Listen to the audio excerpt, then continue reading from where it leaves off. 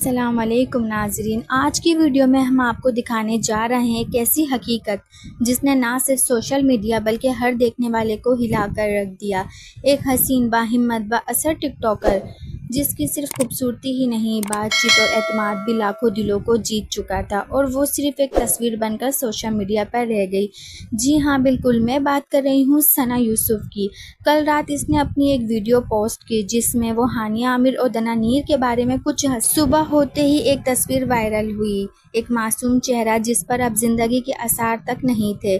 लोग चौंक गए, रुक गए और हर तरफ एक ही सवाल गूंजने लगा कि ये क्या हो गया। कई लोग कह रहे हैं कि ये इसे गैरत के नाम पर मारा गया, किसी जेलसी का शख्साना बताया जा रहा है और कुछ लोग तो यहाँ तक कह रहे हैं कि इसकी खूबसूरती ही इसका जुर्म बन गई।